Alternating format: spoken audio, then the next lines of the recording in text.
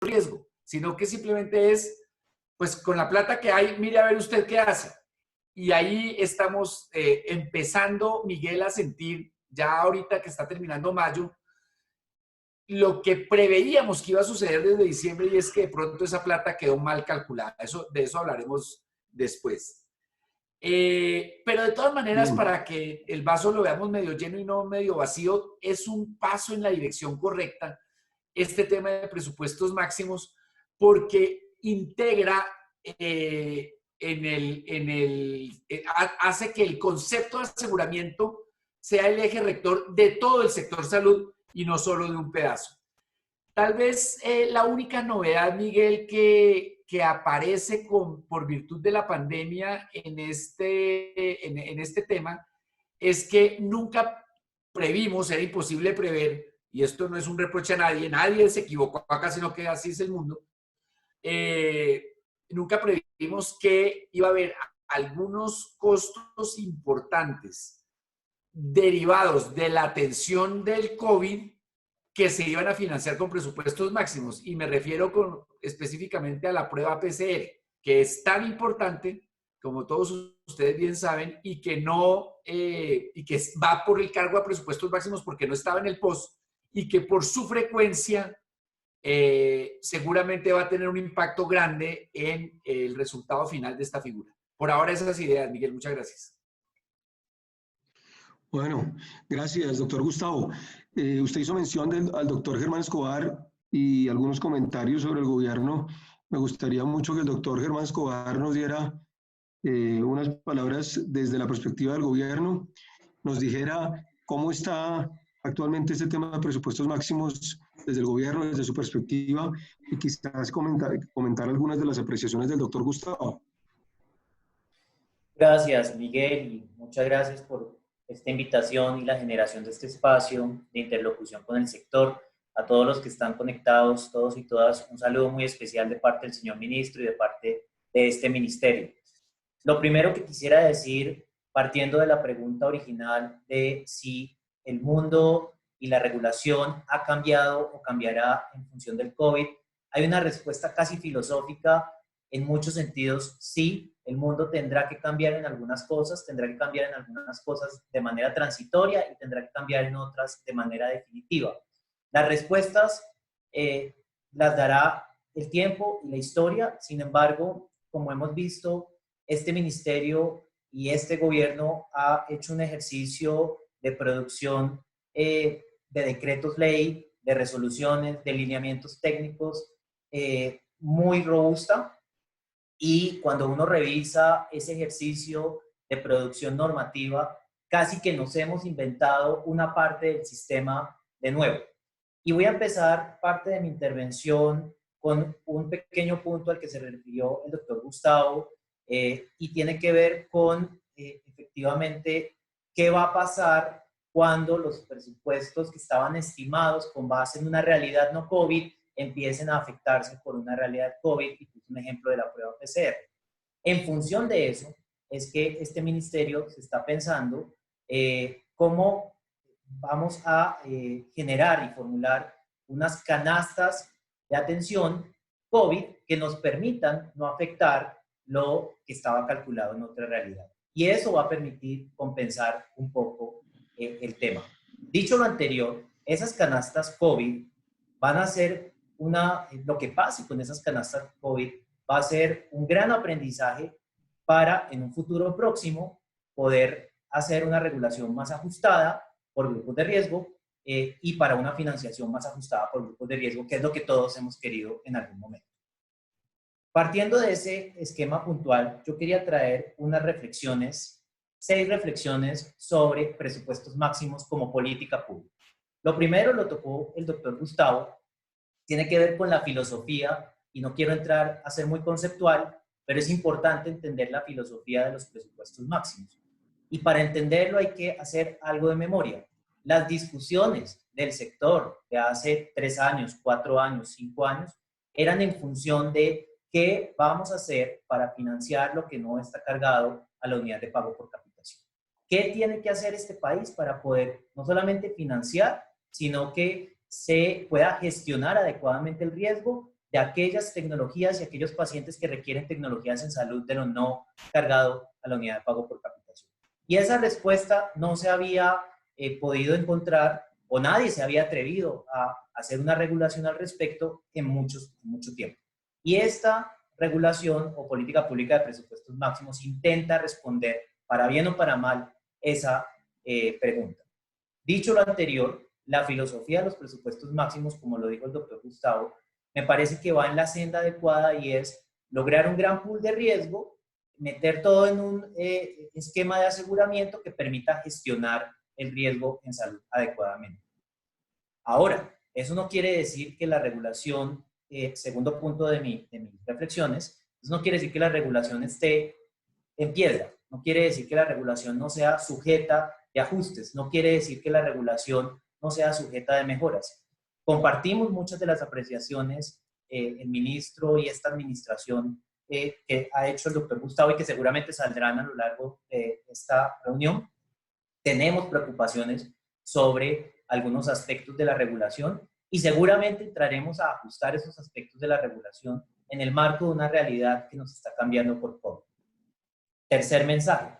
En ese orden de ideas, una línea estratégica del señor ministro Ruiz es que la política pública de presupuestos máximos, pero en general la política pública de financiamiento del sector y del sistema de salud no puede ir separada de la política pública de gestión integral del riesgo.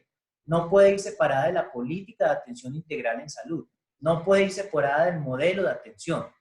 De tal manera que tenemos que encontrar todavía más puntos de articulación para que lo estipulado, lo establecido en la regulación del sistema en cuanto al financiamiento se compadezca de los modelos operativos de atención. Ese es un tercer mensaje. Cuarto mensaje. En ese orden de ideas, debemos trabajar fuertemente todos en mejorar los mecanismos operativos de este tipo de regulaciones de presupuestos máximos y mecanismos para hacer que los costos transaccionales cada vez sean menores, para hacer que las cargas sobre los pacientes sean cada vez menores, para hacer que se pueda entregar tecnologías y tratamientos que se requieran con oportunidad, con calidad y sobre todo con continuidad. Y en eso hay que reconocerlo, posiblemente la regulación como está al día de hoy de presupuestos máximos requiera de algunos ajustes para hacer que esos tratamientos sean entregados con, repito, con condiciones de oportunidad, continuidad y calidad. Quinto mensaje. En ese orden de ideas, también necesitamos mejorar fuertemente en flujo de información, gestión de la información, transformación digital del sector salud. Y eso no quiere decir solamente, por ejemplo, facturación electrónica, historia clínica unificada o interoperabilidad de datos o cualquier otro mecanismo puntual de e-salud, sino que quiere decir toda una política pública articulada de gestión de la información en distintas dimensiones. La dimensión de salud, la dimensión administrativa, la dimensión financiera, y eso también es una línea estratégica del señor ministro que acompañará regulaciones como la de presupuestos máximos. Sexto mensaje. Tiene que ver con algo que puntualicé o que dije anteriormente. Debemos hacer más énfasis en articular la regulación de financiamiento del sistema con la regulación del modelo de atención, y el doctor Gustavo dijo una palabra clave: gestión integral del riesgo.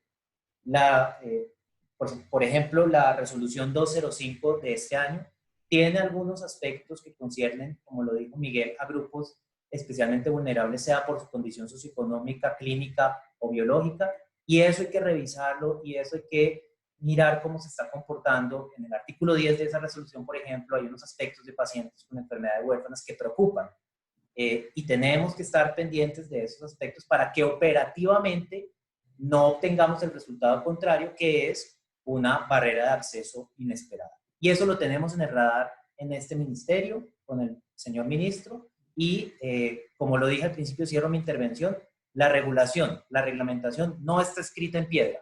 Estamos abiertos a revisar lo que se deba revisar, y lo que queremos es en el corto y mediano plazo ir articulando de mejor manera esta regulación expedida recientemente con toda la senda estratégica en atención integral en salud que va que está imponiendo el señor ministro a pesar de la coyuntura COVID.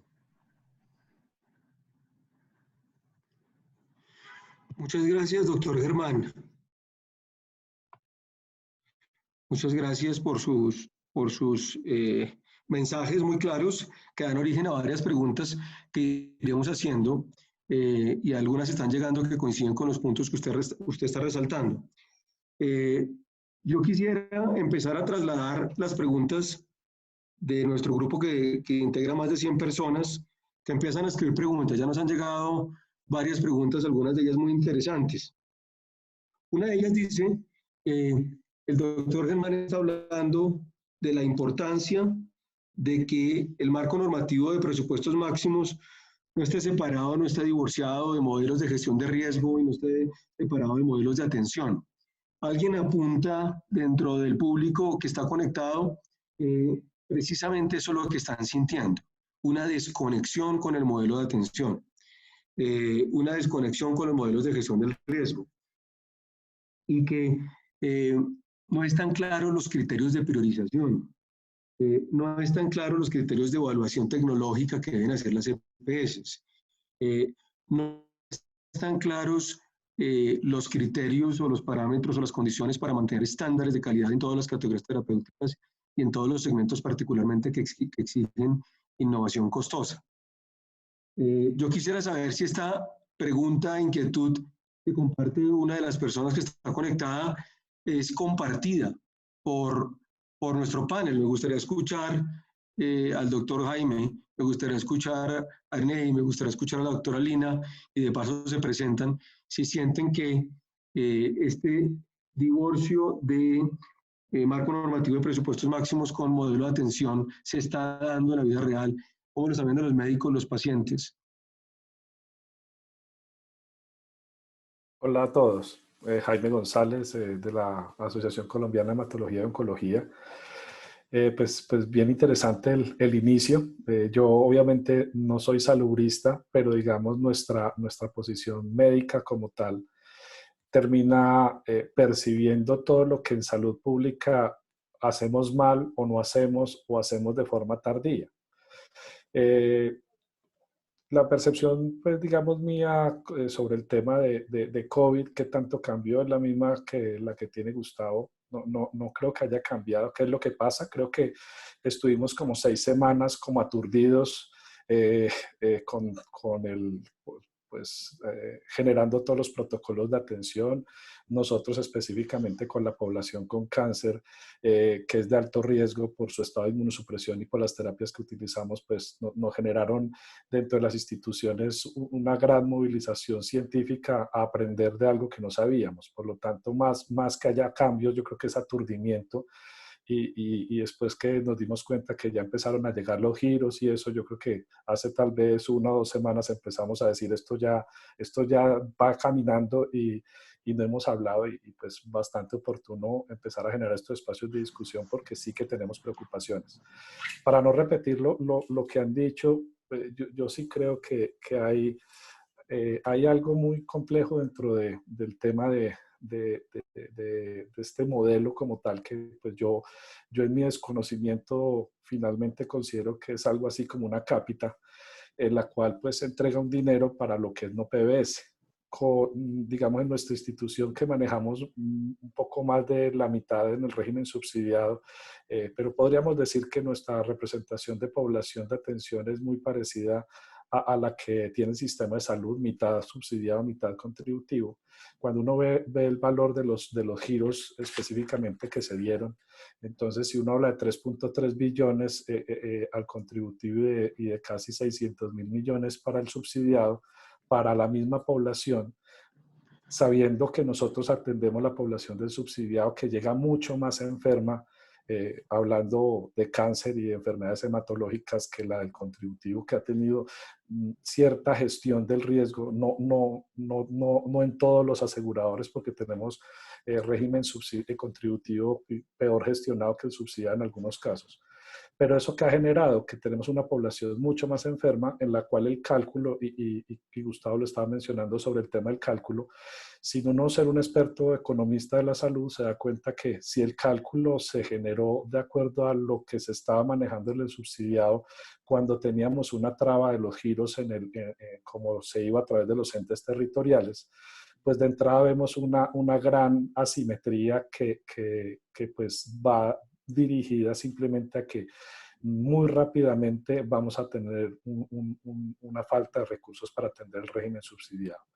Por otro lado, lo que sí estamos viendo en algunos aseguradores del contributivo que son más sofisticados y que manejan mejor la información, es que con los modelos que se están generando de cápita en el primero, segundo e incluso en el tercer nivel todavía, nos están llegando, digamos, todo el mundo piensa que la atención del cáncer es una atención de cuarto nivel o de un nivel de atención muy especializado, y ese nivel de atención generalmente termina siendo derivado simplemente porque se minimiza la atención del cáncer a la quimio, la radioterapia y a procedimientos quirúrgicos complejos. Pero desafortunadamente esas cápitas y esos modelos de diagnóstico temprano terminan afectando a la población que nosotros al final terminamos atendiendo. Entonces, ve uno cómo le ponen unos presupuestos máximos para la atención OPBS que generalmente ha sido aprobada para enfermedad avanzada en cáncer y que tiene registro INVIMA para determinadas indicaciones, y desafortunadamente a nosotros nos llegan los pacientes en esas etapas en las cuales éticamente y de acuerdo a la disponibilidad de medicamentos en el sistema de salud debemos formular, y ahí es donde el dinero se acaba y no vemos el verdadero problema que fue el diagnóstico temprano. Y como decían ahorita, la articulación dentro del modelo de atención. Aquí todos los panelistas podemos hablar del modelo de atención y creo que todos lo tenemos claro, que no esté fragmentado, que sea integral, que sea inclusivo, universal y que todo el mundo tenga acceso a lo mismo. Perfecto, el modelo es el mismo. Cuando vamos ya a los modelos de contratación, de donde empezamos a hablar de que simplemente el modelo es una tabla Excel donde se contrata por precio y no por valor, no lo que realmente se debe hacer en la población. Y desafortunadamente nosotros terminamos no gestionando el riesgo. Muchos aseguradores y el subsidiado nos mandan los pacientes ya en estados muy avanzados y hoy la forma es financieramente controlar ese costo sin realmente dar lo que deberíamos haberle dado en toda la cadena de atención al paciente. Muchas gracias, doctor Jaime. René, desde la perspectiva de los pacientes, particularmente de los pacientes oncológicos, ¿se está viendo también ese cambio en el modelo de atención bajo el marco normativo de presupuestos máximos? Sí, bueno, muy buenas tardes de nuevo también para todos. Mi nombre es Ernei Cuartas y estoy encargado del Observatorio de Cáncer en Adultos. Tengo quizás el papel, voy a decir, más importante dentro del sistema, y es el sentir de los pacientes. Y más que una posición personal e individual, quiero hablar de lo que está en el entorno, de lo que nuestros asociados, no solamente fundaciones, organizaciones de pacientes, sino de todo el equipo de trabajo, a través de la evidencia, podemos de alguna manera argumentar que evidentemente no hay una gestión del riesgo, ¿sí? Y hablo de que no existe una gestión del riesgo, y mucho menos en el tema COVID, principalmente porque los pacientes hoy en día tienen más dificultades de acceso a los tratamientos, y no solamente a los tratamientos, sino iniciando desde el acceso al médico tratante. Y hablo de esto de manera específica porque nuestros informes y, digamos, la data que logramos obtener a través de todas nuestras organizaciones es que los pacientes con cáncer no han podido llegar a tener citas con médicos especialistas, y no logran llegarlo por temas de COVID, por transporte, por temas de presupuesto, porque no se tuvo en cuenta el riesgo de que tienen estos pacientes para acceder a temas de telemedicina, a entregas domiciliarias de medicamentos y demás. Cuando no se gestiona el riesgo, digamos que la percepción del observatorio, y hablo específicamente de voz de pacientes, es una gestión financiera. Estamos preocupados, y eso realmente creo que es lo que hemos podido ver en las tres primeras charlas, y mi propósito, por supuesto, no es entrar en discusión con esos tres primeros actores, sino que estamos hablando de plata, ¿sí? Estamos hablando de si el presupuesto alcanza, si no alcanza, y evidentemente es un punto fundamental para asegurar la prestación del servicio que requieren los pacientes oncológicos y el campo al que haya lugar. Pero digamos que esa gestión financiera se convierte más en asegurar que los recursos alcancen, metodología que sin duda alguna es importante para asegurar la sostenibilidad del programa, pero entonces ¿dónde queda el paciente y dónde queda el riesgo del paciente? Pacientes que por no tener acceso a sus tratamientos están llegando más complejos, y creo que fue la intervención del doctor Jaime, en donde esos pacientes de régimen subsidiado no tienen oportunidad en el diagnóstico, y si no lo tienen, pues van a llegar con mayores complicaciones, y llegar con esas mayores complicaciones es que el paciente tenga un mayor costo en, digamos, en el mantenimiento o en el tratamiento de su enfermedad. Y pues esto sin duda alguna va a hacer que cada vez la plata alcance menos. ¿Por qué alcance menos? Porque digamos que para el régimen subsidiado la fórmula aplica con mayor preocupación en términos de si el presupuesto está bien calculado o no. Y si tengo una población con un riesgo mayor, con menor presupuesto, pues cada vez mi riesgo, tanto financiero como mi riesgo de gestión de la enfermedad o el riesgo de poder maniobrar esta población, pues cada vez va a ser más difícil poderlo sostener. Y creo sin duda alguna, contestando la pregunta de Miguel, es que los pacientes sin duda alguna no se está gestionando el riesgo. Se está gestionando el tema financiero, y los pacientes no están teniendo ni acceso ni oportunidad a nuevos tratamientos. Y hoy por hoy, el tema de COVID, que sin duda alguna lo tenemos que tomar acá, está afectando gravemente la continuidad de los tratamientos de los pacientes, porque no estamos evaluando otras variables que sin duda alguna tienen que tener los aseguradores, como otros canales de atención. Vuelvo y tomo el tema de telemedicina como quizás una alternativa que puedan llegar a tener algunos de los pacientes para asegurar su tratamiento y demás. Muchas gracias, Ernei. Doctora Lina, desde la perspectiva de la Asociación Colombiana de Sociedades Científicas, ¿qué impactos están viendo? Me surge a mí la inquietud, y aquí también recibí yo alguna pregunta de alguien relacionada con la autonomía médica. ¿Hay algún impacto de presupuestos máximos en la autonomía médica? Sí, te contesto en un momentico esa, pero quiero terminar también de dar el sentir de los especialistas como tal referente a COVID y lo que está pasando, porque definitivamente me uno a lo que dice el representante de los pacientes. El sentir nuestro como especialistas es que no se están recibiendo pacientes nuevos en la consulta, y eso pues preocupa, pues porque no hay pacientes nuevos. Entonces, como decía él, bueno, hay dificultad en el acceso, tenemos el aislamiento, la gente tiene miedo de ir. Pero, ¿qué va a pasar? ¿Qué va a pasar? Porque nos van a llegar los pacientes en unos estadios más tardíos, con un más mal pronóstico, y van a consumir todavía más recursos que de pronto no estaban, digámoslo, tasados en esos presupuestos máximos. Entonces, ¿qué va a pasar? Cuando hablábamos del impacto del COVID, pues esa es la pregunta del millón. Entonces, sí, definitivamente está limitando la atención de los pacientes, y como interrogante surge, nos van a llegar en estadios más tardíos, nos va a costar más el tratamiento de ese paciente. Bueno, y ya yéndome al tema concreto que me preguntaste, Miguel, referente a la autonomía médica, nuevamente, el sentir sí es que se limita la autonomía médica, por supuesto. Inclusive algunos que se atreven a decir que el hecho de estos presupuestos máximos hacen que inclusive cuando un médico formula una nueva tecnología, puede ser inclusive cuestionado en su práctica, pues porque muchas veces la aseguradora termina no pagando lo formulado. Entonces, definitivamente sí hay un impacto en cuanto a la autonomía médica, pero para mí la discusión no es en verdad la autonomía médica. Obviamente, como médicos no queremos que nos autorregulen, ¿cierto? Perdón, no queremos que nos regulen. Eso es lo que siempre decimos. La autonomía médica es lo más importante, pero debemos hablar siempre en términos de dar lo mejor al paciente. Recordemos siempre el juramento hipocrático. Esa es la base de nuestro juramento, dar lo mejor a nuestros pacientes. Y el problema, yo creo, aquí está es en dar atención con calidad. Porque obviamente el gobierno tenía que tomar una medida. Y por eso tomó la medida que tomó con los presupuestos máximos, porque pues esto era un barril sin fondo y no había quien lo ¿cómo se llama? Quien lo sostenga, ¿cierto?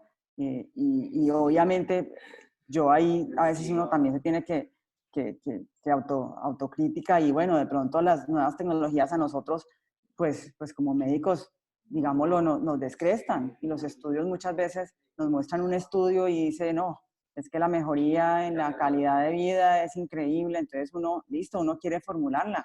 Y como nos dieron esa autonomía, empezamos a formularlas y empezó ese barril sin fondo. Sin embargo, obviamente necesitamos todos trabajar en un sistema que sea sostenible. Porque, y como le digo yo muchas veces a mis colegas, nosotros somos el último eslabón. Y entonces hay que cuidar el sistema. Porque si no, pasa como pasa, que es que como somos el último eslabón, es al que más duro le dan al talento humano en salud, entonces le empiezan a bajar al talento humano en salud porque la plata no alcanza. Entonces empecemos nosotros por colaborar. Repito, en sí, qué buenas esas nuevas tecnologías, pero miremos el costo-beneficio, miremos los estudios antes de formular estas nuevas tecnologías. Hablando nuevamente de autonomía médica, en otros países se ha seguido el modelo de tener unas guías de manejo, y esas guías de manejo, aunque en cierta manera limitan esa autonomía médica, digámoslo así, porque hay que seguirse a las guías, sin embargo, son una manera en el sistema de poder controlar un poquito ese gasto, ¿no?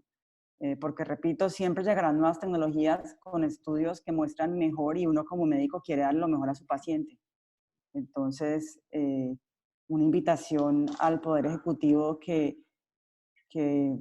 hizo una muy buena, digámoslo, esfuerzo por controlar ese gasto con presupuestos máximos, pero se pensó solo en términos de pérdidas y ganancias y no en la calidad de la atención. Y más grave aún en términos de ahorro y gasto, porque obviamente la EPS, todos sabemos, las aseguradoras ahora les llega la plata y ellas son las responsables de ese gasto. Y ahora pueden inclusive hasta ahorrar el gasto y les conviene, porque pues les conviene porque es una empresa, ¿no? Repito, poniéndose en los zapatos del otro. La EPS, la aseguradora, es una empresa y pues tiene que dar, digámoslo, una ganancia. Entonces, si puedan, aparte de eso, ahorrarse, ¿sí? Y de pronto tratar de hacer este dinero sin culparla, repito, es una empresa. Claro, porque así quedó, digámoslo, el acto administrativo, basado solamente en ahorro, gasto, y eso yo creo que al final, repito, quedó la buena intención, le faltó otro pedacito. Y el pedacito es cómo medir, no medir en torno de gasto y de ahorro, sino medir en torno de calidad de atención. Entonces es una invitación que se le hace al Poder Ejecutivo de que nos ayude a hacer unos lineamientos para que se base en este tipo de medidas y no solo quede en la parte financiera, que yo creo que la parte financiera pues puede afectar esa calidad de la atención. Miguel, yo quería hacer una réplica pequeña y corta.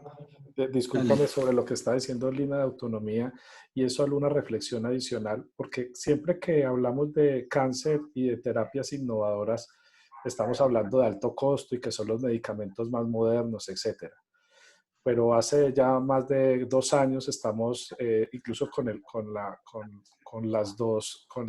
los dos ministerios anteriores, hemos estado con la Sociedad de Pediatría y nosotros como Sociedad de Hematología y Oncología de Adultos, mostrando un problema que existe sobre lo que decía Linas de guías. Tenemos terapias que están en guías. Hacer guías es muy engorroso, muy costoso y se desactualizan muy rápido. Y no hemos tomado las mejores prácticas de otros países en donde tiene una forma de actualización. Nos tenemos que regir a un modelo de guías que se demora 8 meses en hacerse. Terminamos unas guías que cuando las terminamos y vino lo de la cuenta de alto costo de medir indicadores, no estaban publicadas y estaban hechas 6 meses atrás, esperando que tuviera unas firmas. Pero lo peor de eso es que dentro de esas guías hay medicamentos absolutamente baratos, medicamentos que son medicamentos que la OMS ha definido como esenciales, que no cuestan 20 ni 30 mil pesos. Y les quiero contar que no los podemos formular. Y no los podemos formular porque son PBS, pero no están aprobados por el INVIMA. Entonces ahí viene una traba administrativa que son los famosos UNIRS, que se han vuelto un tema mucho más complicado cada vez y todo el mundo piensa que los UNIRS de la Asociación de Hematología y Oncología son terapias innovadoras. Y ustedes pueden revisar el esfuerzo tan grande que hacemos para decir cómo un cisplatino, un carboplatino se pueden utilizar en cáncer de estómago y finalmente la velocidad a la que va llevando eso está muy complicada. Les pongo un ejemplo. Existen ahora anticuerpos monoclonales para tumores de piel y tenemos medicamentos de 60.000 pesos que también sirven y no los podemos formular. Por lo tanto, la presión tecnológica nos lleva a utilizar el monoclonal que la industria farmacéutica sí registró e hizo toda la tarea de mostrar el estudio, mientras que nosotros podríamos ser mucho más eficientes en el gasto. Entonces, a veces pensamos que toda la innovación es lo que se está llevando el costo y a veces hay trabas administrativas porque esto tiene un tema bastante complejo desde lo jurídico, de que yo no puedo utilizar algo que el ente regulador no ha aprobado, pero en todo el mundo se utiliza, menos en Colombia, porque a nadie le interesa registrarlo, porque es una terapia muy barata.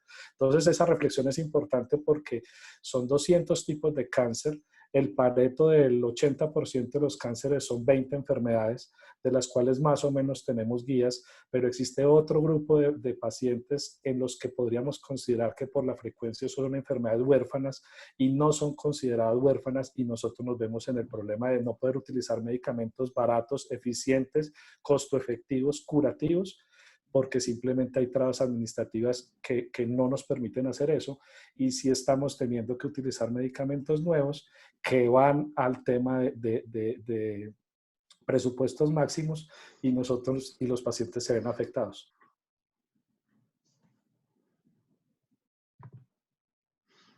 Gracias, doctor Jaime. Doctor Gustavo, ya que lo veo así como reflexivo y tomando nota de todo, ¿usted qué nos puede comentar sobre la experiencia concreta de campo que tienen las EPS en el direccionamiento de los recursos que provienen de los giros bajo este nuevo marco normativo de presupuestos máximos? Hay muchas inquietudes en torno a por un lado, la evaluación que hacen las EPS en materia tecnológica. Algunos comentan aquí por el chat que no están claros los lineamientos de evaluación tecnológica que deben seguir las EPS. Dos, también hay inquietud sobre los mecanismos o criterios de priorización, sobre todo para las enfermedades de alto costo. ¿Cuál es el sentir de las EPS que expresan? El doctor Germán también hablaba por parte del Ministerio acerca de la oportunidad de diseñar mecanismos operativos. ¿Qué mecanismos operativos en las EPS están sintiendo que hacen falta? Aparte de los que usted mencionaba de manera general en su introducción. Muchas gracias, Miguel. Antes de contestar sus preguntas, quería como subrayar la importancia de lo que acaban de decir la doctora Lina y el doctor Jaime en este tema de los medicamentos que, siendo de bajo costo, pudiendo estar en el POS, no lo están por esta vuelta tan rara que es el UNIRS. Y creo que, Miguel, próximamente le corresponderá a usted organizar un panel sobre el UNIRS, que es una figura, para mi juicio, extrañísima que creo que hay que repensar de cero, y ojalá la repensada termine en su eliminación. Pero lo dejamos para otra ocasión. Listo. Varias cosas. Primero, seamos conscientes de que esta figura de los presupuestos máximos acaba de empezar a operar. En realidad, el primer giro de un presupuesto máximo de la EPS se hizo en marzo. En abril vino el segundo giro, que tuvo además la particularidad que, precisamente por coincidir con el inicio de la emergencia sanitaria, el gobierno, yo creo que con toda razón, decidió, para inyectarle más flujo de recursos al sistema, anticipar también en ese giro de abril lo de mayo, y apenas ahora vamos a entrar a lo de junio. Seguramente el giro, no sé si ya ocurrió, pero debe estar por ocurrir ahorita en estos últimos días de mayo. Todo esto es para decir que hemos tenido 2 giros equivalentes a 3 meses de presupuestos máximos, que según chequeé antes de que empezara el panel equivalen a 960.000 millones de pesos. Entonces, todo esto para decir, estamos arrancando y todavía cualquier conclusión es preliminar, tentativa y hay indicios. Lo segundo es que puedo decir con pleno conocimiento de causa, Miguel, que las EPS, sobre todo las de ASEMI que yo represento hoy en día, hicieron un enorme esfuerzo, no era del todo fácil, ya le voy a explicar por qué, pero hicieron un enorme esfuerzo para que el grueso de esos recursos llegaran anticipadamente a la red prestadora. Al punto que entre el comienzo de la emergencia sanitaria, que es más o menos el 12 de marzo, hasta la fecha, estas 10 EPS le han girado a la red prestadora 6.4 billones de pesos y el grueso de los 900.000 millones de pesos de presupuestos máximos va en ese paquete.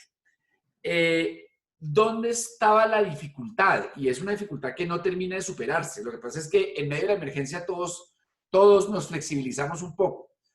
Es que recuerden ustedes que presupuestos máximos es para cubrir los procedimientos y servicios y tecnologías que están por fuera del plan de beneficios. Luego, no es que esa plata llegue y yo se la pueda girar al doctor Jaime o a la doctora Lina mañana porque sí, porque son buena gente, porque son buenos médicos, porque sus IPS son buenísimas. No, tiene que haber una justificación en lo que está por fuera del plan de beneficios. ¿Qué hicieron la mayoría de las EPS?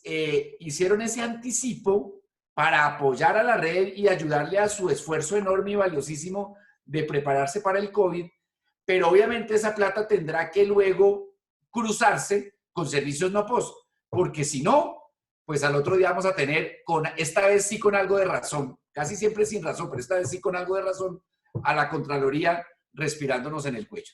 Entonces, estamos en eso. Entonces yo diría que ese mito urbano, lo discutíamos mucho con Lina al principio de la emergencia de que las EPS se quedaron con la plata en una caja fuerte. No es cierto. Las estadísticas demuestran exactamente lo contrario. Pero, claro, ese giro un poco extraordinario, un poco distinto a lo habitual, con anticipos y todo, coincidió con una situación, es así sin precedentes, y es que por razón del confinamiento y por razón de las medidas de salud pública se ha disminuido mucho la prestación de servicios en general, muchos de ellos el tipo de servicios que justamente están cubiertos con los presupuestos máximos.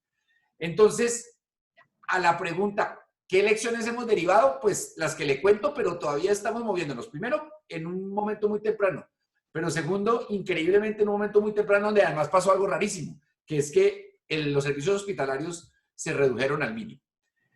Eso como reflexión general. Yo le puedo decir que tal vez hay un tema que creo que no hemos comentado aún y que es interesante ponerlo sobre la mesa, y es que también al principio de la emergencia el gobierno expidió una resolución que permite integrar los recursos del POS con los recursos de presupuestos máximos. Lo cual a mí me parece que es bueno en general porque apunta a esto que hablábamos al principio de la integralidad, de la gestión unificada del riesgo, de cómo atar esto al modelo de atención, como bien lo explicaba el doctor Germán. Pero ahí vuelve y juega, se percibe al menos en el sector de las EPS que yo represento un temor de jugársela toda por ese camino, porque al final del día la resolución dijo, junte los dos bolsillos, pero la contabilidad manéjemela por separado. Y eso, pues eso plantea, mejor dicho, eso con qué se come, como decía mi tía en Palmira. No es claro cómo hace usted para juntar los recursos y luego contabilizarlos de manera distinta. Nosotros le hemos pedido al Ministerio y a la Contraloría que ojalá nos permitan hablar de unidad de caja. Y ahí sí que nos empezamos a acercar, Miguel, al sueño, que es que hablemos, ojalá más pronto que tarde, de una gran UPC que cubra todos los servicios. Vamos hacia allá. Yo creo que presupuestos máximos es el primer ladrillo de ese camino, pero todavía nos falta un buen trecho. Ahora, frente a la evaluación tecnológica, pues como están las normas, mi entendimiento es que quien hace la evaluación tecnológica en realidad es el IETS. y el IETS es el organismo autorizado para hacerlo. El IETS hace la evaluación tecnológica para varios efectos, para ver qué entra o qué no entra en el plan de beneficios. 2, para ver qué queda excluido del sistema, qué cosa no se puede pagar con ningún bolsillo del sistema. Por ahí están las normas que también le atribuyen al IETS la función de hacer la evaluación tecnológica para efectos de definir un precio basado en valor de algunos medicamentos, los que define el ministerio. Eso estaba, algunos de ustedes lo recuerdan, en el famoso artículo 72 del plan de desarrollo anterior, pero creo que eso todavía le faltan un par de errores. Y, por supuesto, el IETS puede apoyar a las EPS para decidir cuáles son las mejores tecnologías en un caso determinado. Pero es el IETS el encargado de eso, y yo creo que todos estamos aprendiendo. Quizá, y esto es casi que otra como idea suelta, vamos a tener que llegar a lo que pasa en Estados Unidos, que cada aseguradora hace su propia evaluación tecnológica con más eficiencia que depender de una sola entidad, o multiplicamos al IETS por 10 para que pueda atender las necesidades de todas las EPS. Cualquiera de los dos caminos es válido, pero es el IETS el que nos tiene que como tirar línea en ese sentido. Esas serían mis reflexiones, Miguel, gracias. Gracias, doctor Gustavo. A mí me llama la atención que usted es muy enfático en el mensaje de que esto apenas está comenzando y que no se puede llegar todavía a conclusiones. El sentimiento del panel es que hay unos vacíos, hay unas áreas de oportunidad. El doctor Germán, por parte del Ministerio, reconocía la necesidad de mecanismos operativos, también reconocía que la regulación está sujeta a mejoras y que es posible introducirlas. Yo siento que el sistema, pese a que es cierto factualmente lo que usted expresa de que las cosas están empezando y que todavía no existe información contundente, hay un sentimiento en todos los actores de que deben ser tramitadas desde ya algunas inquietudes y algunos vacíos de este marco normativo de presupuestos máximos. A mí me gustaría retomar la participación del doctor Germán Escobar y preguntarle a él, y después que todos opinemos acerca de esas posibles mejoras regulatorias y acerca de esos mecanismos operativos que hacen falta. ¿Qué ha pensado el Ministerio con respecto a eso? Mejoras regulatorias operativas, para que luego todos comentemos si son las que también estamos viendo desde cada rincón que nos corresponde. Gracias, Miguel. Esa pregunta es un tanto espinosa y peligrosa, porque muchas veces en este tipo de intervenciones nosotros ponemos sobre la mesa algunas ideas que no están del todo maduras y de pronto nos citan como un compromiso institucional. Entonces, con esa salvedad, yo quiero decir que algunas de estas ideas se están madurando, que evidentemente la prioridad regulatoria en este momento es la atención de COVID y que por tanto algunas intervenciones que hemos pensado para fortalecer la reglamentación de presupuestos máximos tendrán que esperar un poco. Y además sí recojo las palabras del doctor Gustavo en que para hacer buena política pública uno tiene que estar muy informado. Y esta regulación lleva muy poco tiempo de implementación y tenemos datos preliminares. Y pues lo ideal es que uno, como lo dije anteriormente, tenga la mejor información posible para hacer la mejor regulación posible. En ese orden de ideas, Miguel, simplemente quisiera resaltar y remitirme a los primeros 6 puntos de mi primera intervención. ¿Qué estamos pensando? Estamos pensando en que efectivamente hay que revisar algunos puntos, primero del cálculo, por supuesto, del cálculo de los presupuestos máximos. Compartimos algunas inquietudes siempre, y lo hemos dicho, y este ministerio lo ha dicho, y la administración pasada lo dijo también, es inocultable que hay problemas en la calidad del dato. Y estos problemas de la calidad del dato no son solamente para el cálculo de los presupuestos máximos, sino que ha sido un problema histórico para el cálculo de la UPC, por ejemplo. Y ese problema de la calidad del dato es mayor en el régimen subsidiado. E insisto, esto es una información absolutamente pública que conocemos todos. y tenemos que fortalecer la calidad del dato para poder hacer mejores cálculos en lo UPC y en lo no UPC, sea cual sea el esquema. Y eso es una realidad de apuño. Por eso hablé fuertemente de gestión de la información, por eso hablé de transformación digital, por eso hablé de política pública integral de transformación digital.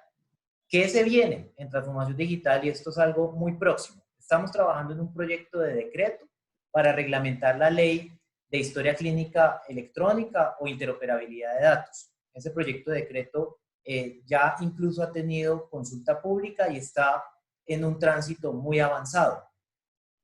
Adicionalmente, estamos trabajando ya en un escenario un poco menos avanzado en una resolución que reglamente a su vez el proyecto de decreto. Por otro lado, para quienes han estado siguiendo el tema en facturación electrónica, la DIAN hace unos 15 días expidió una resolución en donde daba claridades sobre los tiempos a los obligados a reportar. Por lo que en el mediano plazo, estamos hablando del próximo año, será una realidad la factura electrónica del sector salud. Y estamos trabajando para implementar un modelo complementario de factura electrónica, de transmisión de datos de factura electrónica, no solamente con los datos obligatorios por la DIAN, sino datos específicos en el sector salud. Con estos dos elementos en mente, lo que queremos es empezarlos a articular, encontrar sinergias en la gestión de la información, hacer economía de la gestión de la información desde los prestadores pasando por los aseguradores. Esto quiere decir que tendremos que encontrar mecanismos de transformación digital que usen los mismos datos y que no dupliquen la información. Queremos revisarnos los diferentes instrumentos de gestión de la información asociados a la gestión del riesgo y a su vez asociados a la gestión del territorio. Eso es un tema altamente estratégico. Me explico para dar ejemplos concretos. En los próximos 2 años este país tiene que formular un nuevo plan decenal de salud pública. En ese orden de ideas, recordemos que los territorios tienen una plataforma enorme, robusta, que casi ninguno de nosotros conoce precisamente por su dificultad y su complejidad para reportar los avances en el Plan Decenal de Salud Pública. Lo que queremos es articular esa plataforma, que es para darles un ejemplo de estos elementos de gestión de la información del territorio, con los distintos elementos que tenemos día a día, los elementos de la resolución 256 de 2016 de Sistema de Información para la Calidad, los elementos de la Ley 1438, los elementos que mencioné previamente que vendrán de factura electrónica, los elementos que se están generando, los datos que se están generando en gestión de la única ruta integral de atención en salud, o las únicas 2 rutas integrales de atención en salud que tienen resolución en este momento, como la ruta de promoción y mantenimiento, y que se han venido trabajando. Esto lo impulsó la administración del ministro Uribe a través del programa Hay Hospital Contigo, y que ya tienen un instrumento de gestión de la información. Y aquí pudiera seguir toda la tarde mencionando distintos instrumentos de gestión de la información. Lo que queremos es hacer economía de la información, mirar dónde hay cruce de datos y que esto pueda articularse de mejor manera para descargar un poco esa sobrecarga de, valga la redundancia, de gestión administrativa y que nos permita tomar mejores decisiones en salud. Eso se viene. Por el lado y por eso lo que hice fue provocar la discusión, porque yo creo que efectivamente no tenemos una articulación entre la gestión del riesgo y estos instrumentos de gestión financiera, o una plena articulación. Entonces, por el lado de la gestión del riesgo y la gestión de la información, nosotros queremos aprovechar mejor lo que la administración del ministro Uribe impulsó con el modelo de acción integral territorial MAITE. Para nosotros el modelo tiene fortalezas muy interesantes de gestión de los territorios como instrumento de gestión del territorio. Lo que queremos es articularlo mejor a la política de atención integral en salud y la capa media de transformación del sector. En eso tendremos que madurar ideas y para eso es muy importante el incentivo, y esto lo ha dicho el ministro Ruiz en distintos espacios. Será muy importante incentivar los resultados en salud y varios de los panelistas lo han venido comentando. Y hay diferentes instrumentos para eso. Y uno de esos instrumentos tiene que ver con contrataciones, creo que lo dijo el doctor Jaime, con contrataciones que motiven precisamente los resultados en salud. Yo creo que para lograr eso tenemos que afinar los instrumentos o los mecanismos puntuales de operación, en este caso de los presupuestos máximos. Mecanismos puntuales de flujo, de pago, de incorporar resultados resultados en salud en los contratos. Y en esa senda dirigiremos la política pública. Termino diciendo, estas son ideas, nuevamente quiero ser muy prudente en esta información, estas son ideas que estamos madurando, son ideas de política pública, no son compromisos institucionales y finalmente esperamos contar con todos ustedes para que nos ayuden a construir esta política pública, llamo yo, integral.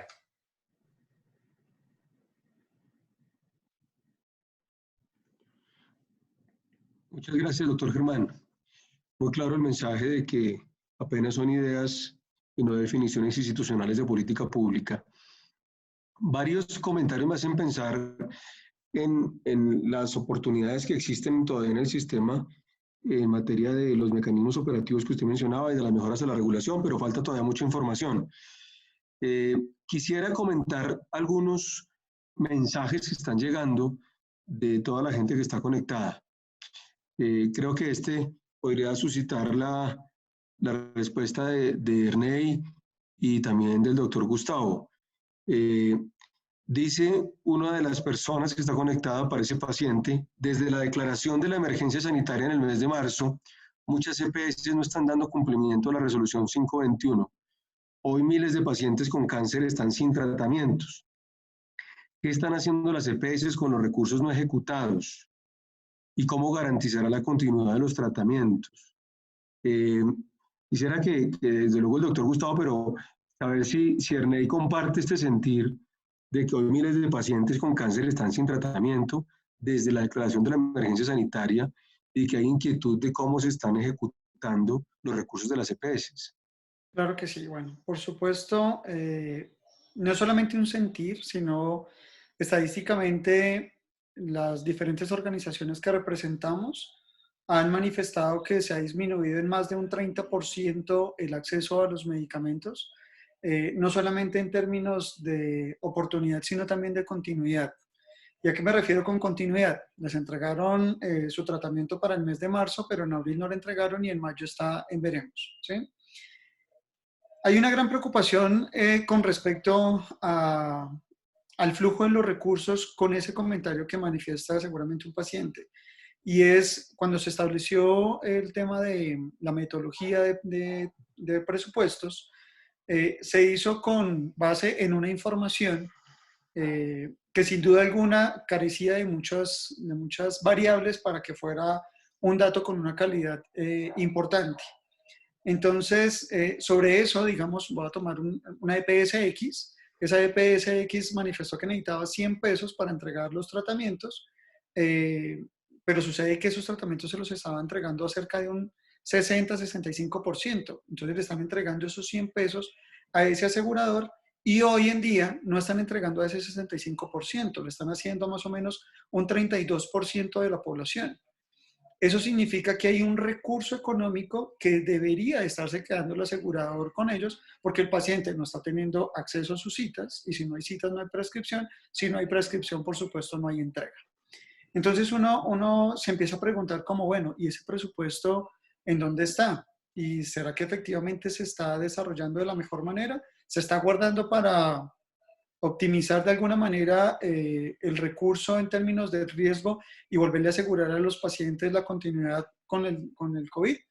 Entonces, sin duda alguna, sí hay una gran restricción en la entrega. Hay una gran preocupación por el tema del flujo de los recursos.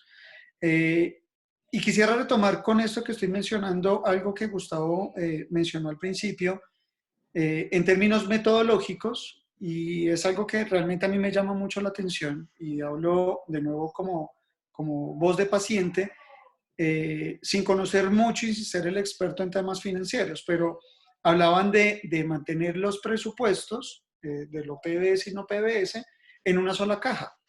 Y después de mantener esa caja y tratar de gestionarla contablemente, decir que se convierta en una gran UPC.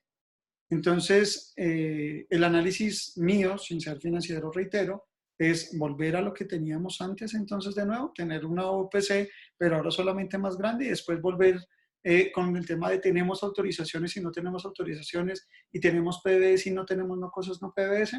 Es algo que realmente no sé si en temas de evolutivos y administrativos financieramente vamos hacia adelante o si lo que hacemos es ir para atrás.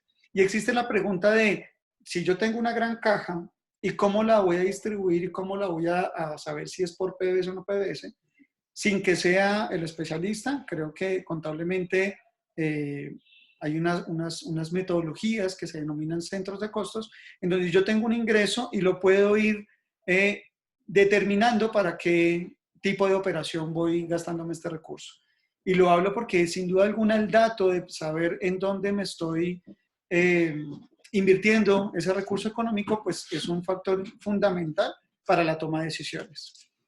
Y en tomas de decisiones quisiera precisamente ampliarlo con la observación que hace el paciente, seguramente, con el argumento que utiliza Gustavo, pero también quiero mencionar lo que Germán de alguna manera dice, y es, hemos venido tomando decisiones con respecto a unos datos, y hay que empezar a trabajar en la calidad del dato, ¿cierto? Creo que fue la palabra que él utilizó. Pero yo digo, entonces estamos tomando decisiones sin un dato con la calidad esperada, entonces, ¿dónde están los pacientes? Con respecto a la ley estatutaria, estamos entonces asegurándole a los pacientes el acceso, la oportunidad, el tratamiento, el diagnóstico, o estamos tomando decisiones simplemente con unos datos a los cuales les hace falta mucho por llegar a unos términos de calidad.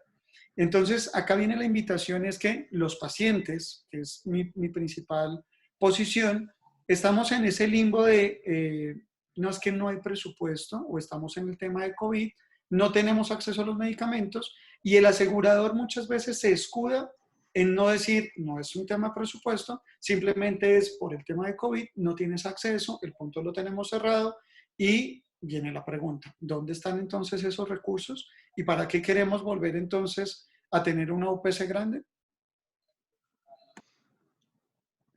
Doctor Gustavo, seguramente usted tiene comentarios frente al punto, ¿no? Frente a la observación que hacía el paciente de dónde están esos recursos y si realmente desde la declaración de emergencia sanitaria hay un incumplimiento por parte de muchas, no dice de todas, de muchas EPS. ¿Usted cómo interpreta esa observación del paciente que escribió? Varias cosas, Miguel. Una, déjeme le doy unas estadísticas. Ya mencioné que las 10 EPS afiliadas a SEMI le han girado desde que empezó la emergencia a la red 6.4 billones de pesos. Entonces, la pregunta de dónde están los recursos, pues en buena medida allí, en la red prestadora. Primera respuesta. Segundo, solo para las 3 poblaciones más vulnerables, que son los pacientes crónicos, los adultos mayores y las madres gestantes, solo para ellos, no tengo las estadísticas del resto, ustedes harán la regla de 3, pero solo para ellos, hemos realizado 287,000 atenciones a domicilio, hemos entregado 770,000 fórmulas médicas a domicilio, cosa que antes era inexistente en el sistema. Hemos entregado 5.7 millones de fórmulas médicas en punto de atención a terceros. Es decir, hemos flexibilizado el requisito de que sea el propio paciente el que tenga que desplazarse, precisamente para proteger a esta población vulnerable. Y hemos realizado más de 2.4 millones de teleconsultas.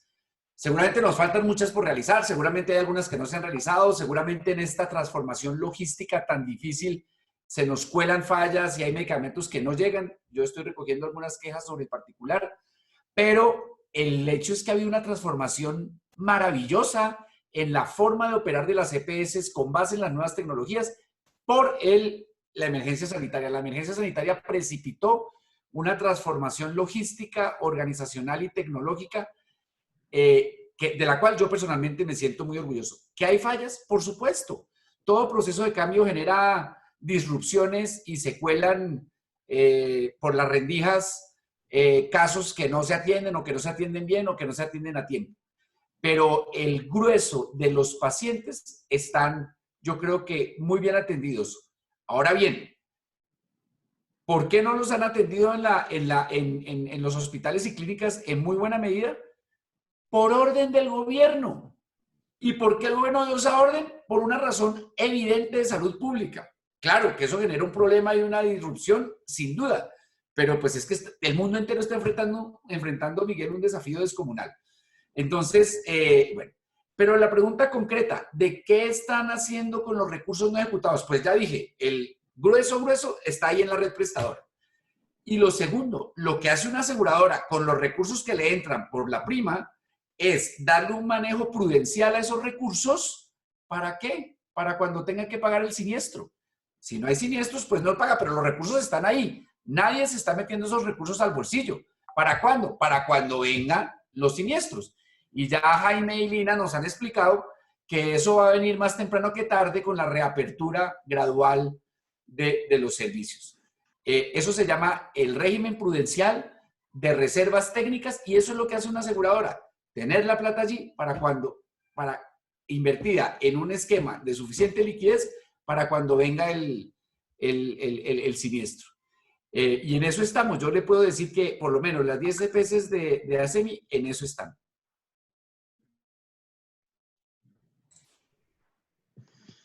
Gracias, doctor Gustavo. Me imagino que el doctor Germán tiene comentarios al respecto.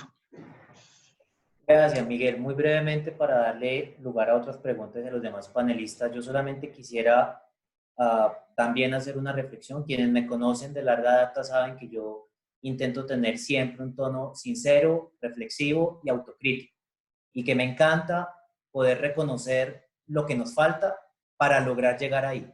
Cuando cité el tema de la calidad del dato, pues primero es una cosa inocultable, lo que no quiere decir que entonces no hayamos hecho una buena política pública. Hemos hecho la mejor política pública que hemos podido hacer, con la mejor intención y con la mejor información. Como en el mundo clínico, los médicos hacen su mejor trabajo con la mejor evidencia disponible. No quiere decir que no pueda haber mayor evidencia, mejor evidencia, y ese es el trabajo de todos los días. Entonces, la reflexión para que podamos tener discusiones más propositivas es cuando en lo personal y esta administración reconoce las oportunidades de mejora, es para poder mejorar, no para que, digamos, se coloque un manto de duda sobre la política pública que se ha realizado en estos últimos años.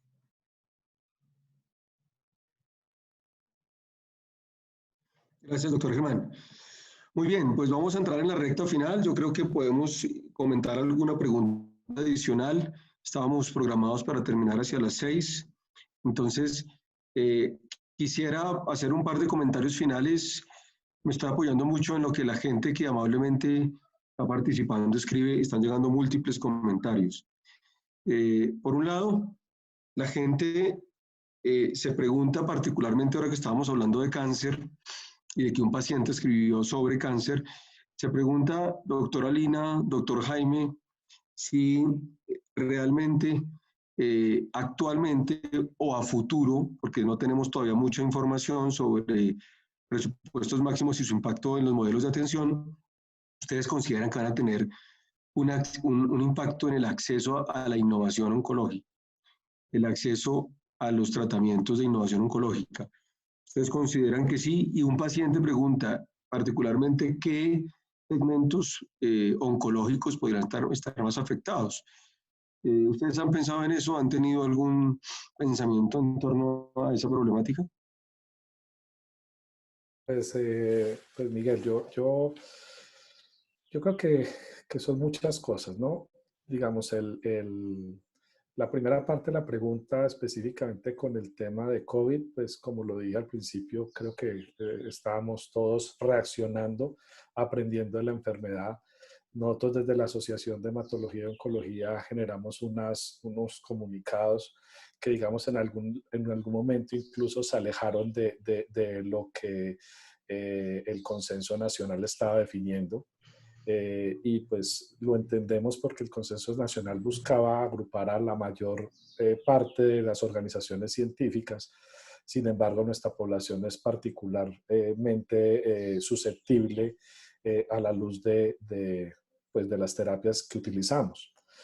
Hoy todavía, incluso hoy en la fecha que estamos, y todavía tenemos una limitante gigantesca sobre el tema de las pruebas de PCR, que como vieron estaban muy centralizadas, y para nosotros hoy es, pues yo ejerzo en provincia, yo ejerzo en el eje cafetero y hemos tenido bastantes limitaciones, pero vemos con preocupación cómo mientras no podemos hacerle pruebas de PCR, que Gustavo lo mencionó ahora, no estaban contempladas como algo que podía afectar el tema de presupuestos máximos.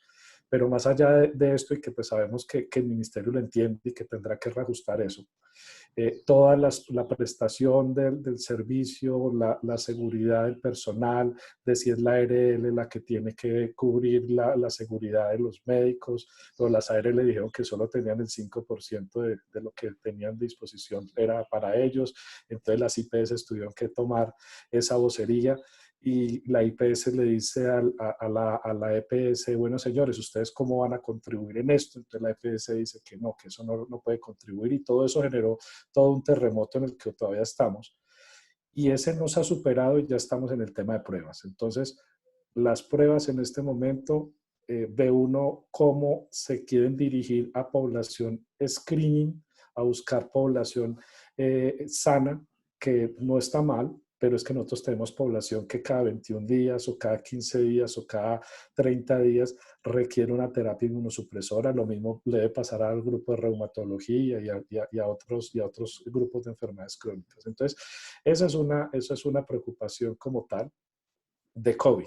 Después viene la preocupación no COVID, ahorita que ya, digamos, tú lo mencionabas, vamos a empezar a reactivar, probablemente ya tenemos unos protocolos mejor establecidos. Nosotros, como les decía, la asociación dejó definidas unas pautas de cómo en ciertos momentos podíamos diferir un grupo de pacientes, porque pues cáncer, como lo dije hace un rato, son 200 enfermedades. Hay cosas que se pueden diferir, hay cosas que no se pueden diferir. Al principio de la pandemia, que no sabíamos cuándo iba a ser el pico, probablemente aplazar una biopsia para una mamografía normal era una buena conducta. Hoy ya estamos con 8 semanas de haber empezado esto, entonces, ¿cuál va a ser el momento de biopsiarla? Y por lo tanto, como Gustavo lo decía, siempre y cuando los recursos estén ahí, y no los de presupuestos máximos, los de la UPC, que es lo que es el diagnóstico, el diagnóstico temprano, el screening, pero es que antes de COVID no lo hacíamos. O sea, hemos tenido discusiones con los aseguradores, con el ministerio incluido, como nosotros vemos un proyecto de ley ahora en el que quieren ampliar la mamografía a pacientes menores de 45 años, cuando solo le hacemos al 20 y tanto % de las mujeres la mamografía en la población que requería tener la mamografía. Nunca pudimos llegar a la cobertura que hubiéramos querido en cervix, y en este momento tenemos anticuerpos monoclonales aprobados para tratar cervix avanzado, que son todas las pacientes que vemos del subsidiado. Y ni siquiera hemos dado la discusión de por qué no al 100% de las mujeres les hacemos las pruebas de PCR para papiloma.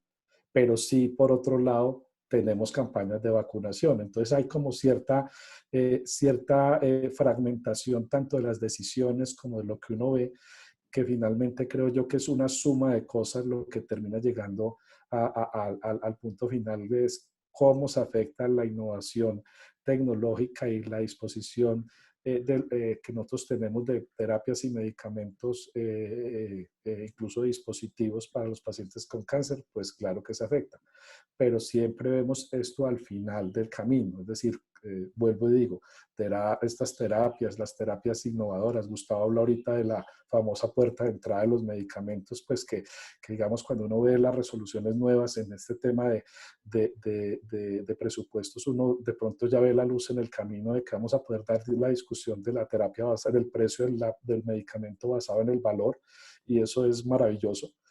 Pero si me devuelvo otra vez a lo que está pasando, en donde tenemos una fragmentación grande del sistema de salud, donde para nosotros el diagnóstico de cáncer se debe hacer en un segundo nivel, donde la patología la guarda en la nevera el paciente, y cuando nosotros vamos a pedir una biología molecular o alguna forma de diagnóstico que nos permita hacer terapia personalizada con intenciones curativas, nos damos cuenta que ese tejido está mal preservado. y ese es el valor el precio con el que en esa tabla de Excel digamos, los centros especializados en cáncer terminan generando una discusión con el asegurador, en donde finalmente los precios están basados en modelos de PGPs, de cápitas, etcétera, etcétera, que finalmente termina generando una mala atención. Entonces yo sí creo que es una suma de todas las cosas, y sí que hay un problema con el tema de innovación, pero creo que es mucho más grande la discusión y daría para unos 3 o 4 webinars de estos. Muy bien, doctor Javi. Yo creo que sí podemos hacer otro porque mucha gente sigue todavía preguntando e incluso conectándose. Entiendo que la doctora Lina también quería responder esta misma pregunta. ¿Sí, doctora? Sí, Miguel, si me lo permites, sí. Definitivamente como especialistas sí vemos que sí se limita la atención a las nuevas tecnologías. Y pues sí, lo vemos con preocupación. Yo no voy a decir aquí cosas puntuales, pero antes de llegar a este webinar hablé con varios de los colegas nuestros, hematoncólogos, y cada uno me iba contando sus experiencias de acuerdo a los diferentes sitios o EPS con que laboran. Definitivamente necesitamos unas garantías para que el flujo de recursos fluya de la manera correcta y no tengamos esas dudas que a veces suceden, ¿cierto? Que puede que sean unas dudas de naturaleza humana como que somos, pero si tratamos de salirnos de ese contexto, ¿sí? Y más bien facilitemos para que volvamos a todo el equipo a nivel de salud, que trabaje todos unidos y no unos pensando que es que el otro se está ahorrando, tratando de ahorrar el tratamiento y resulta que es que el otro pues, está tratando de cumplir ese presupuesto, ¿sí? Y entonces en vez de cada uno ponerse solamente en su pedacito a la orilla, entonces cómo hacer mecanismos para facilitar para que en verdad estemos todos del mismo lado y entendamos que es que no es, es que este quiere abusar de mí, no, es que este sí, desconfío del otro. Entonces simplemente necesitamos, nuevamente, hago un llamado al gobierno que genere unos lineamientos para no dejar la decisión de cómo distribuir estos presupuestos máximos en manos de las aseguradoras, que es lo que vemos hoy en día, y eso a veces preocupa, ¿sí? Preocupa desde lo mundano, que quede a nivel básicamente de gasto versus costo, gasto, ahorro en manos de la aseguradora, como les decía, es una empresa. Entonces, ¿cómo quitar esa duda? Es claro que tenemos que controlar el gasto, pues obvio. ¿Cómo hacer entonces para incluir esas nuevas tecnologías de acuerdo al costo-beneficio y así ver cómo podemos pagar, ¿sí? Basados en la calidad y no en términos de ahorro? Yo creo que esa es la clave. Podemos limitar, o sea, limitamos el gasto, mejor dicho, amarramos el gasto, pues para decirlo, a la calidad y no en términos de pérdidas y ganancias. Y con esto se acaba el discurso de nosotros los médicos de que el Estado parece que, porque siempre deja a que la aseguradora maneje el dinero, que eso no es sano, ¿sí? Qué mejor que los médicos crean en la aseguradora y viceversa y no pensar en términos, como decía yo, de que cómo le saco el mejor provecho, ¿sí? O cómo el talento humano desconfía. ¿Qué es lo que está pasando? Desconfía la aseguradora, desconfía el prestador, ¿sí? Entonces yo creo que si hacemos estos lineamientos, si miramos qué podemos pagar y qué no, y lo que podemos pagar, pues entonces lo podamos incluir, que de alguna manera, repito, que en esos lineamientos a nivel del Estado nos va a ayudar a todos para que trabajemos de verdad para el mismo norte, que es ayudar de la mejor manera a nuestros pacientes. Y también nos quita el discurso a nosotros de los especialistas de que nos limita la autonomía. Si ya tenemos unos lineamientos claros, no, listo. Estamos trabajando es por la calidad del servicio. Entonces yo creo que ahí se acaba la discusión de que me están limitando la autonomía médica, de que no puedo dar lo mejor al paciente, ¿no? Entonces, ¿cómo hacer? La invitación es, no tengo la respuesta exacta, pero hagamos esos lineamientos de parte del Estado que no queden sola, repito, todo el flujo del recurso, que no quede en manos de la aseguradora, en manos de gasto versus ahorro, sino de calidad del servicio, costo-beneficio. Yo creo que así ganamos todos. Gracias, doctora Lina. Vamos a ir cerrando, pero quisiera cerrar de la siguiente forma, que cada uno de ustedes reaccione en un minuto, la verdad, ojalá sea un minuto, sobre este comentario que me llega entiendo que también es como de un paciente o de alguien conocedor de pronto de la prestación. Dice, no se ha hablado de la suficiencia del presupuesto máximo para la financiación de las tecnologías innovadoras en cáncer. Algunos modelos económicos publicados ya dan indicios que el monto no será suficiente. ¿Qué opinan todos los panelistas? Una reacción rápida. Cerramos con eso y con algunos pensamientos de los que he tomado nota. Pues voy a responderlo, creo que ya lo he dicho en Doctor dos o tres Gustavo, doctor oportunidades. Jaime. Hola, yo creo que no va a alcanzar, creo que solamente viendo el subsidiado contra el contributivo no da, la fórmula de cálculo no da. Herney lo decía ahorita, definitivamente, probablemente estos cálculos están basados en una mala herencia y una mala oportunidad. Entonces, si yo calculo sobre 8 meses de tratamiento y son 12, ya no da ni incluso para un solo paciente. Y pues definitivamente creo que deberíamos trabajar, y Germán pues digamos lo dijo ahora, en que no solo lo veamos desde el lado financiero, sino desde el lado de resultados en salud y oportunidad de la atención. Si no, no vamos a poder, digamos, llevar esto a feliz término. Miguel, obvio que los presupuestos máximos no calcularon bien por las razones que bien explicó Jaime y otros panelistas, el costo de las nuevas tecnologías por una razón elemental, y ese es uno de los defectos puntuales que tiene el sistema. Yo, como quizás se ha notado, comparto la filosofía general y en abstracto la figura de los presupuestos máximos, pero en su implementación hay muchas observaciones. Esa es una. Por definición, no iban a calcular nuevas tecnologías porque es que como solo miran el histórico. Entonces, y por eso decía yo al principio, esto no es una prima. Quisiéramos que se pareciera una prima, nos piden a las EPS que nos portemos como aseguradora frente a esto, pero no nos dan la herramienta más importante, que es dinero suficiente para gestionar cuál riesgo. No el de hace 2 años, que fue el que se usó para calcular, sino el del próximo año o el de los próximos 2 o 3 años. Entonces, la persona que está haciendo el comentario tiene toda la razón, pero es un problema de diseño. No es que el funcionario del ministerio se haya sentado a ver cómo no calcula bien, cómo es que deliberadamente hace mal la tarea. No, es que las instrucciones que recibió es que lo hiciera con el pasado y no con el futuro. Y eso sería un tema, doctor Germán, de los que seguramente ustedes van a mirar ahora que están en esta revisión que usted nos anunció. Y esa sería mi forma de responder la pregunta. Pero quiero, a título de cierre, hacer 2 comentarios, Miguel, de cosas que quedaron sueltas muy interesantes que se dieron en el panel. 1. Estamos recibiendo señales un poco ambiguas del gobierno sobre el tema de la reapertura de la prestación de servicios de salud. Por un lado, hace unos 15 días, ¿cierto, Lina? Salieron los lineamientos como más preliminares, tímidos, de cómo debe reabrirse algunos servicios. Y por otro, el ministro Ruiz ha estado liderando unas reuniones muy deliberantes, muy democráticas de cómo impulsar más eso. Pero por otro lado, este fin de semana se conoció un informe del Instituto Nacional de Salud donde dice que el sitio más peligroso del mundo es el hospital en estos tiempos de COVID. Riesgo muy alto, sí lo vieron, ¿verdad? Entonces, como que uno no sabe, ¿podemos decirle a la gente que vuelva al médico o no? Yo, desde ASEMI, en esta política que me ha trazado a mí la Junta Directiva de ASEMI, de apoyar todo lo que se pueda a la red prestadora, nuestro mensaje es ojalá lo más rápido posible, con todas las precauciones, pero mejor dicho, que las cautelas sean las que son, no las que no son. Ese sería el mensaje. Y el otro, Miguel, y sé que me tomé más de 1 minuto, le pido disculpas por eso, pero ya termino, es que hay una cosa como filosófica aquí, volviendo a presupuestos máximos, y es que como que nos saca de la zona de confort y nos pone nerviosos la idea de un presupuesto máximo en cabeza de la EPS para que la EPS gestione ese riesgo, y estamos entrando en un nuevo mundo con todos los pros y contras que se han discutido a lo largo de la tarde. Perfecto. Pero no olvidemos que presupuestos máximos siempre ha habido. Siempre ha habido. Lo que pasa es que el presupuesto máximo se llamaba presupuesto general de la nación.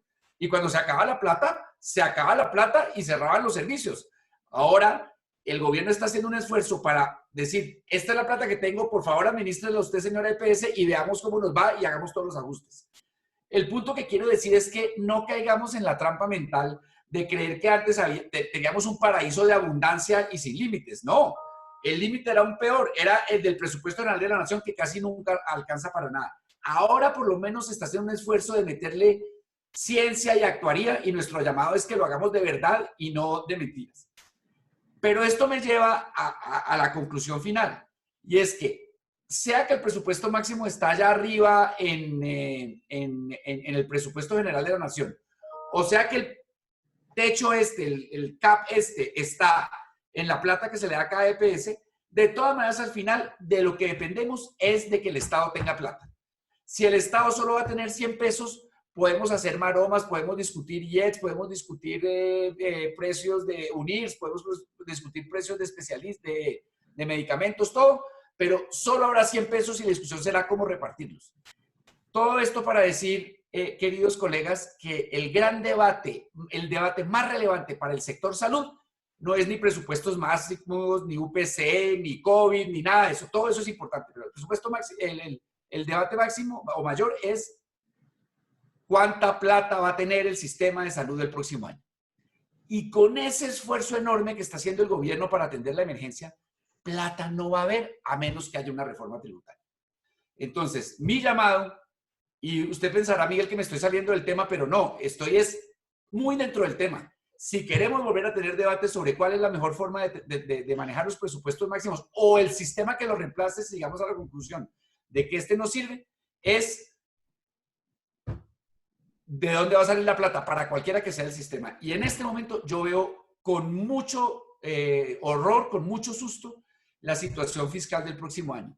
Luego yo haría un llamado a todo el sector salud a que empecemos a estudiar la forma de cómo apoyamos que haya hoy una reforma tributaria para impuestos futuros, de tal manera que el gobierno se pueda endeudar hoy de una manera tal que haya recursos, porque si no, en octubre vamos a estar diciendo, oiga, ¿cómo éramos de tontos? Debatiendo presupuestos máximos, debatiendo UPC, debatiendo cosas, y no va a haber plata ni para lo uno ni para lo otro. Así que ahí le dejo ese trompito, doctor Miguel, para que lo analicemos. Gracias. Nos quedamos claros con la conclusión de la reforma tributaria.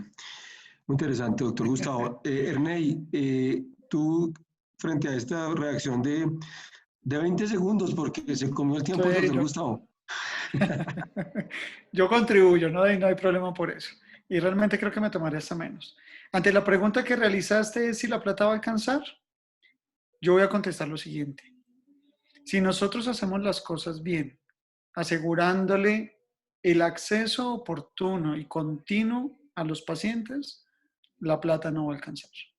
Si seguimos con esta situación de restricción, de no oportunidad, de no acceso, seguramente los aseguradores o quien haya lugar buscarán la manera de que el presupuesto alcance. Y solamente me robo con 5 segundos más esto, y es, Gustavo mencionaba algo de la preocupación que tiene al año siguiente. Pensemos en la plata que hoy el asegurador está guardando para gestionar el riesgo futuro. Seguramente podremos sacar parte del recurso para el manejo de ese riesgo. Muy bien, pues agradezco a todos. Nos siguen llegando muchas preguntas, muchos comentarios. No me da tiempo para hablar y leer todo lo que nos está llegando. La verdad es que hasta el último minuto hemos tenido más de 100 personas. Desde que tuvimos una limitante para que se pudieran conectar, pero para todos aquellos que quieren compartir la sesión, para quienes no se pudieron conectar, la grabamos y la podemos compartir. Y quisiera cerrar ya con algunas conclusiones. Yo creo que hay un sentimiento generalizado de la necesidad de fortalecer presupuestos máximos debido a los sentimientos que tienen los actores. Por un lado, el sentimiento de la comunidad médico-científica en relación con la autonomía médica, en relación con, principalmente destacaron en relación con las limitaciones para el tratamiento, para el acceso al tratamiento y particularmente la innovación, no solamente oncológica a la innovación, pero también a la innovación oncológica. Por otro lado, mencionamos la oportunidad de la evaluación tecnológica, porque el doctor Gustavo aprecia de manera importante que es un factor que le corresponde al IETS, pero no pareciera que estuviéramos ya con el IETS a bordo en la evaluación tecnológica. Y existe la inquietud entonces de cómo se está haciendo esa evaluación. Sabemos que estamos empezando, pero es el momento entonces de reflexionar sobre la evaluación tecnológica y el mecanismo de evaluación que se debe establecer, ¿cierto? Por otro lado, el doctor Gustavo ha sido enfático en que hay cifras que demuestran que la preocupación expresada por varios actores, particularmente por pacientes que escribieron hoy, también por Ernei, en cuanto a que los recursos no están siendo canalizados, o que los recursos, debido a la pandemia, hay inquietud con respecto a los recursos, pues el doctor Gustavo fue enfático en cuanto a que los recursos sí se están yendo a la red de prestación y que es un hito en cuanto a flujo de recursos, y que el grueso de los recursos están allí y no están en el aseguramiento. Pero también fue enfático en afirmar pues, que el problema al final es que los recursos no son suficientes por el modelo de diseño de presupuestos máximos, que parte de una mirada retrospectiva y no de una mirada de gasto futuro. Y creo que es una oportunidad regulatoria, ya que el doctor Germán amablemente por parte del gobierno expresó la posibilidad de recoger insumos para mejorar la regulación, pues creo que ese es un buen punto, ¿cierto? La forma, el diseño metodológico para establecer los valores máximos.